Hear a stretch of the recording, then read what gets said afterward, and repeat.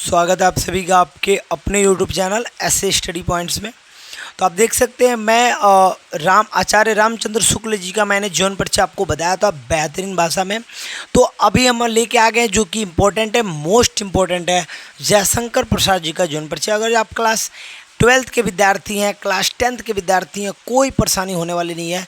चलिए देखते हैं जीवन परिचय वो भी किनका, तो आचार्य इनका जयशंकर प्रसाद जी का मोस्ट इम्पोर्टेंट है। देखिए जब आप 10 में पढ़ते हैं, 12 में पढ़ते हैं, एक चीज़ होता है, अंतर क्या होता है कि 10 में आप 2-3 भी हेडिंग डालेंगे ना तो चल जाएगा, नंबर आपको मिल जाता है।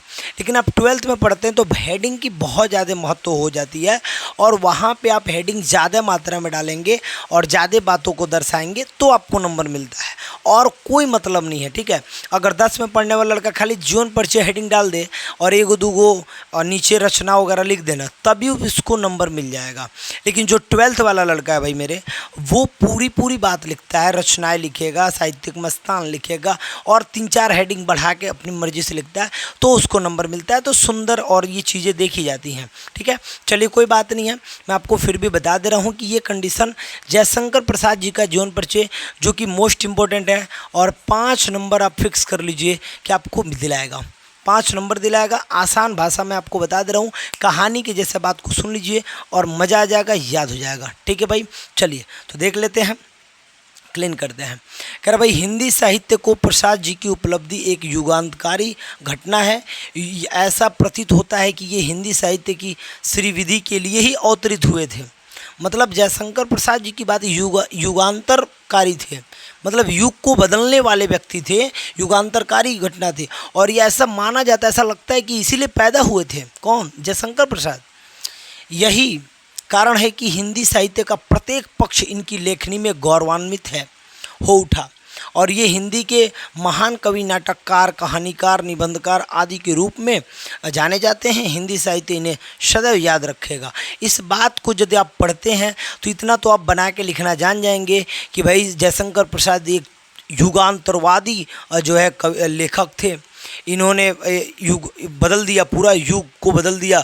ऐसा माना जाता है कि ये हिंदी साहित्य के लिए ही अवतरित हुए थे, और ये चीज़ें आप लिख देंगे। यही कारण है कि हिंदी साहित्य का प्रत्येक पक्ष इनके लेखनी में गौरवान्वित हो उठता है। ये चाहे नाटककार हों, चाहे निबंधकार हों, चाहे कहानीकार हो, हर रूप में ये छा गए।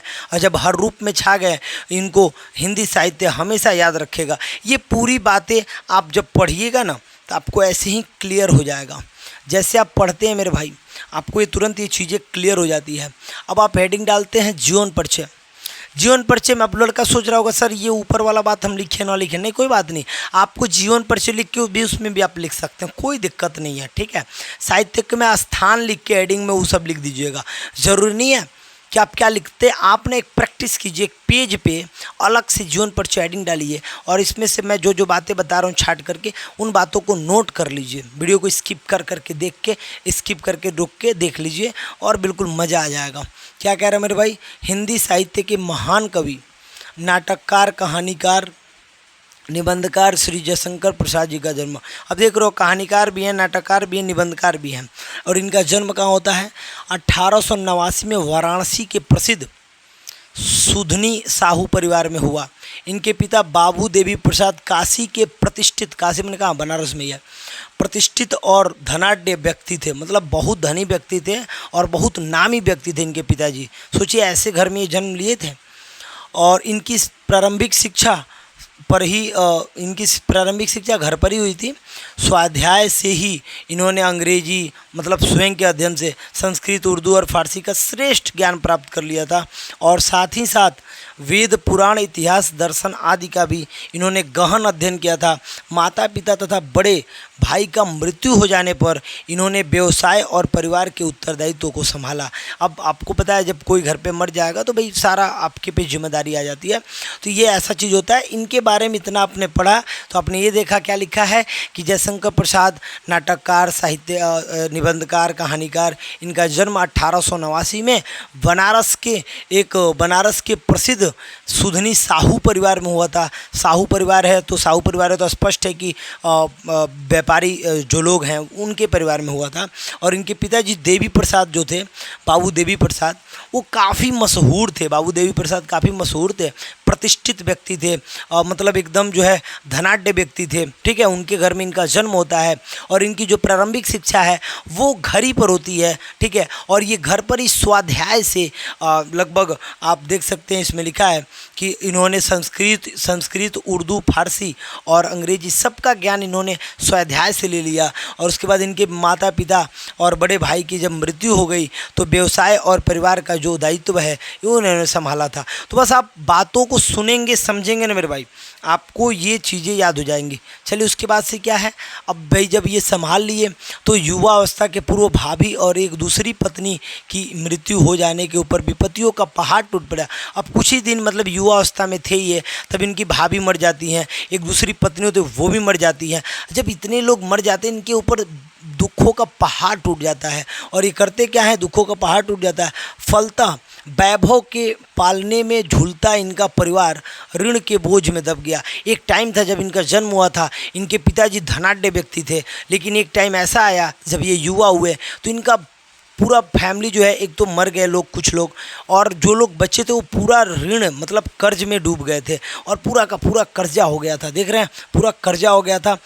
विषम परिस्थितियों, कह रहा है कि इनको विषम परिस्थितियों में जीवन भर संघर्ष करना पड़ा। अब ऐसे जो विषम परिस्थिति आ गई, सोचिए कि जो लड़का धनी घर में पैदा हुआ हो, धनी चीज़ें सब कुछ, धनी सब कुछ बढ़िया से देखा हो, और अचानक जब युवा अवस्था में आता है तब सब कुछ उसके लाइफ से समाप्त हो जाता है और बिल्कुल संघर्ष की स्थिति आ जाती है। और वो लड़का जवानी में जाके संघर्ष करने लगता है। यानी वो कौन है, तो जयशंकर प्रसाद जी हैं।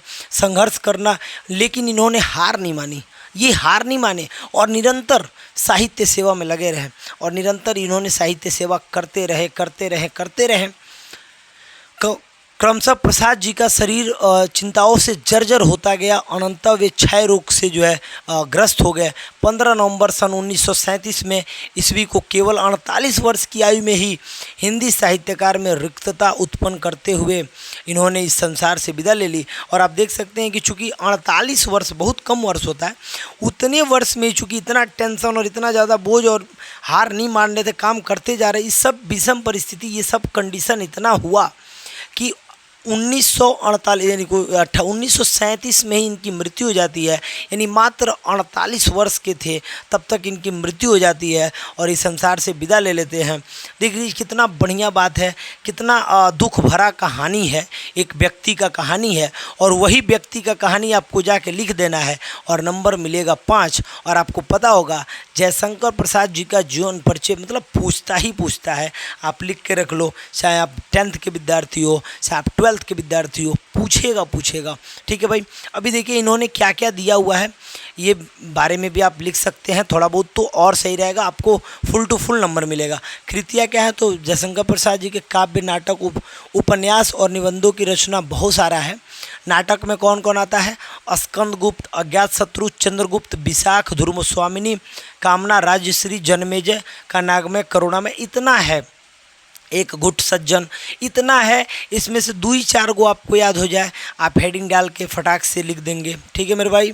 नाटक में, कहानी में अगर जो आपको छाया, प्रतिध्वनि, आकाशदीप तथा इंद्रजाल प्रसाद जी की कहानियों के संग्रह हैं, 3-4 याद हो जाए, इसको भी लिख दीजिए।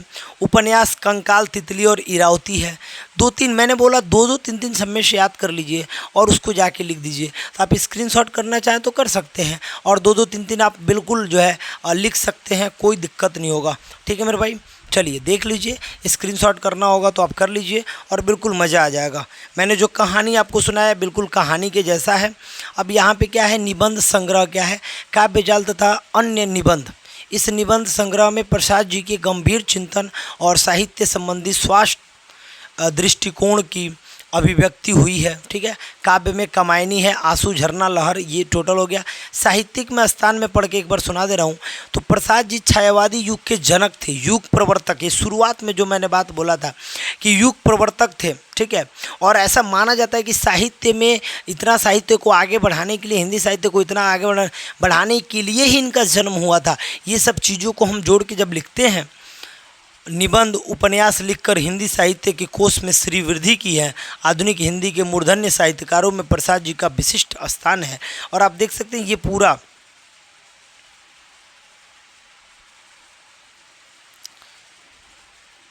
यहाँ पे कुछ बातें पूछी गई हैं, इन बातों को हम जवाब दे सकते हैं। देखते हैं भाई क्या क्या बातें पूछी गई हैं। तो जयशंकर प्रसाद जी का जन्म कब हुआ था? तो मैंने बताया था भाई, अभी आपको थोड़ी देर पहले 1889 बताया था। यहाँ पे 1889 देना चाहिए, ये मिस्टेक से 1888 दे दिया है।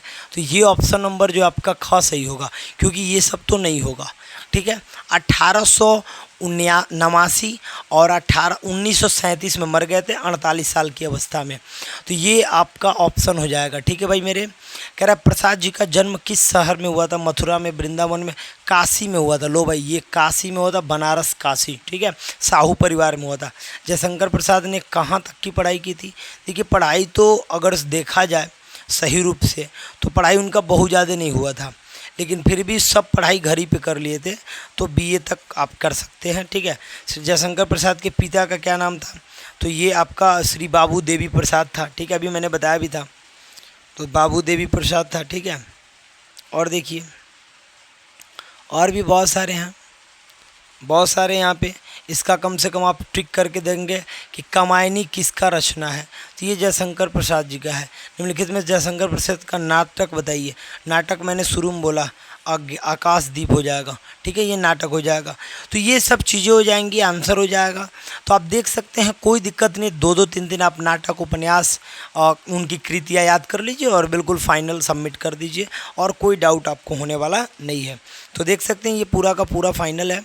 चलिए अब आगे बढ़ जाते हैं हम, और आगे हम आपको पढ़ाने वाले हैं जस्ट इसके बाद वाला लेसन, ठीक है। तो आप देख सकते हैं ये लेसन की टोटल बात बताई जा रही है। अभी इसमें व्याकरण की भी बात बताई जाएंगी, और व्याकरण में आपको इतना ज़बरदस्त समझाऊंगा कि मज़ा आ जाएगा। फिर मैं लास्टली जब ये पूरा पढ़ा लूँगा तब मैं आपको एक पेपर समझाऊंगा, और उस पेपर को जो लड़का समझ लिया ना, मैं कह रहा हूँ चुटकी बजा के जाके दे के आएगा और नंबर पाएगा भाई, ठीक है। बस उस पेपर को आप समझ लीजिएगा। मैं जितना कहूँगा उतना ही याद कीजिएगा, बाकी छोड़ दीजिएगा, मत याद कीजिएगा, ठीक है। वो भी तरीका मैं बताऊँगा, बस आप मेरे साथ जुड़े रहिए, लास्ट समय आने दीजिए, सब कुछ पता चलेगा। Okay, bye, good night.